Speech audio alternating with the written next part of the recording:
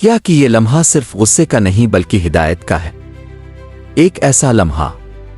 جو اللہ کی طرف سے اس نوجوان کی زندگی بدلنے کے لیے بھیجا گیا ہے۔ منصور نے سر جھکائے شرمندگی سے لرزتی آواز میں کہا،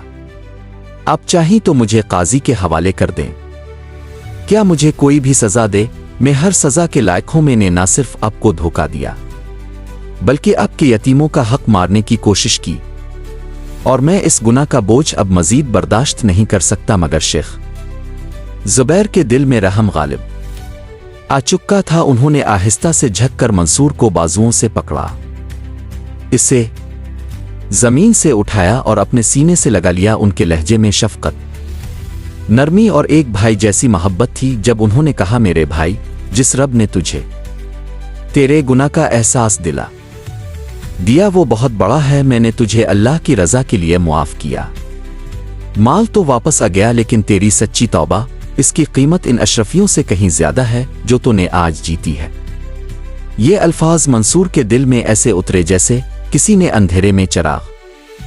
جلا دیا ہو۔ وہ جو اپنی چالاکی اور فریب پر ناز کرتا تھا، آج پہلی بار خود کو شکست خوردہ محسوس کر رہا تھا۔ مگر یہ شکست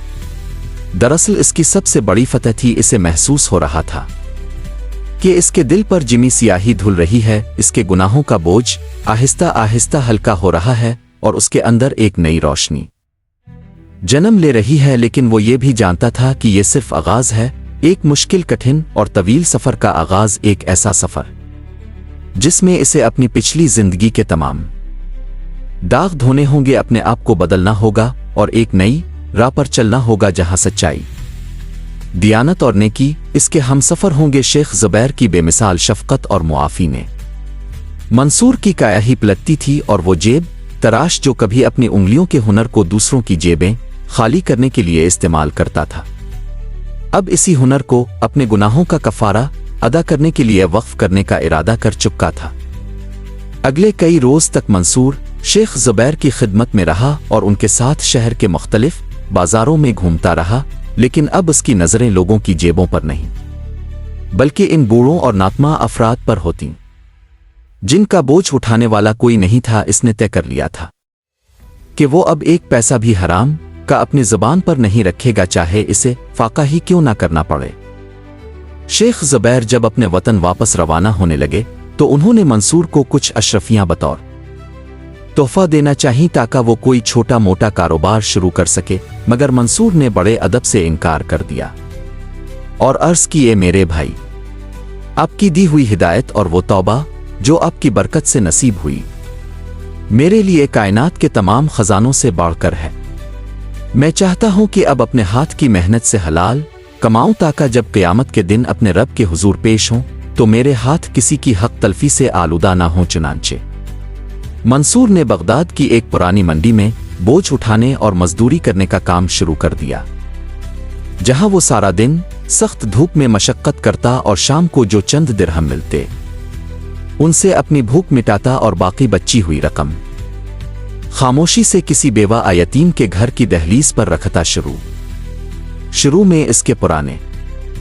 ساتھیوں اور چوروں کی ٹولی نے اس کا خوب مذاق اڑایا اور اسے تانے دیے کہ اے نادان، تو نے سونے کی کان چھوڑ کر مٹی کھودنا شروع کر دی ہے۔ لیکن منصور کے چہرے پر ایک ایسا اطمینان اور سکون تھا جو ان لٹیروں نے کبھی خواب میں بھی نہیں دیکھا تھا۔ ایک رات جب وہ تھکا ہارا ایک مسجد کے گوشے میں عبادت میں مصروف تھا تو اسے محسوس ہوا کہ اس کا دل اب اندھیروں سے پاک ہو چکا ہے، اور وہ خوف جو اسے ہر وقت سپاہیوں کے ڈر سے لاحق رہتا تھا اب ایک میٹھی سی بے خوفی میں بدل گیا ہے، کیونکہ جس کے پاس کھونے کو حرام کا مال نہ ہو اسے کسی چور کتوال کا ڈر نہیں رہتا۔ یوں منصور کی زندگی کا یہ نیا رخ اسے فقیری میں بھی وہ بادشاہت عطا کر رہا تھا جس کی تمنا بڑے بڑے خسرو کرتے ہیں۔ منصور کی زندگی اب مکمل طور پر بدل چکی تھی، اور بغداد کے جس صرافہ بازار میں کبھی لوگ اس کے نام سے لرزتے تھے، اب وہاں اس کی دیانتداری اور سچائی کے قصے عام تھے۔ وہ سخت محنت کرتا اور حلال رزق پر قناعت کرتا، لیکن قدرت کو اس کی آزمائش کا ایک آخری امتحان لینا ابھی باقی تھا۔ ایک شام جب وہ مزدوری سے فارغ ہو کر نہر दुजला के किनारे खामोशी से बैठा अपनी रोटी के सूखे टुकड़े पानी में भिगोकर खा रहा था तो उसने देखा कि एक शाही सवार बड़ी तेजी से वहां से गुजरा और उसकी ज़ैन से बंधी हुई एक मखमली थैली अचानक खिलकर नीचे गिर गई, जिसमें से कीमती हीरे और नीलम जमीन पर बखर गए। मंसूर ने दौड़कर वो थैली उठाई और सवार को आवाजें दें, लेकिन वो घोड़ा दौड़ाता हुआ नजरों से ओझल हो गया। मंसूर के सामने एक बार फिर वही आजमाइश थी जिसने इसे सालों पहले भटकाया था, लेकिन इस बार इसके दिल में जर्रा बराबर भी लालच पैदा न हुआ, बल्कि वो सारी रात इस शाही शाहराह पर पहरा देता रहा कि कहीं कोई दूसरा इसे उठा ना ले जाए। सुबह होते ही वो शाही महल के सदर दरवाजे पर पहुंचा और दरबानों से कहा कि मेरे पास खलीफा के किसी मुकर्रब की अमानत है। जब इसे दरबार आम में पेश किया गया तो मालूम हुआ कि वो जवाहरात खुद वजीर आजम के थे, जो वो एक खास मुहिम के लिए ले जा रहे थे। खलीफा हारून अल रशीद ने जब एक गरीब मजदूर की ये दियानतदारी देखी तो हैरान रह गए और पूछा, ये नौजवान तो इतना मुफलिस नजर आता है, लेकिन उन हीरो को देखकर तेरी नियत क्यों नहीं डगमगा? मंसूर ने सर झुकाकर बड़े अदब से जवाब दिया, ए खलीफा, मैंने जिंदगी भर हराम की लज्जत चखी है और उसका अंजाम सिवाय रुसवाई और बेचैनी के कुछ नहीं पाया। अब मैंने एक नेक सौदागर के सामने अल्लाह से तौबा की है और मुझे मालूम हुआ है कि हलाल की एक रोटी हराम के तमाम खजानों से ज्यादा सुकून बख्श है। मंसूर की ये बातें सुनकर खलीफा इस कदर मुतासिर हुए कि उन्होंने इसे शाही खजाने का निगरान मुकर्रर कर दिया और इसे अपना खास आदमी बना लिया। यूं वो जेब तराश जो कभी अंधेरों का मुसाफिर था, अपनी सच्ची तौबा और मेहनत की बदौलत न सिर्फ दुनिया की इज्जत पा गया, बल्कि इसने ये साबित कर दिया कि इंसान कितना ही गुनाहगार क्यों ना हो, अगर वो सच्चे दिल से वापसी का रास्ता इख्तियार करे तो अल्लाह ताला इसके साबिका गुनाहों को भी नेकियों में बदल देता है और इसे वो मकाम अता करता है जिसका तसव्वुर भी मुहाल है। मंसूर की बाकी जिंदगी नेकियों में गुजरी और वो मरते दम तक शेख जुबैर की इस नसीहत को याद करता रहा कि असल दौलत सोना और चांदी नहीं, बल्कि वो ईमान है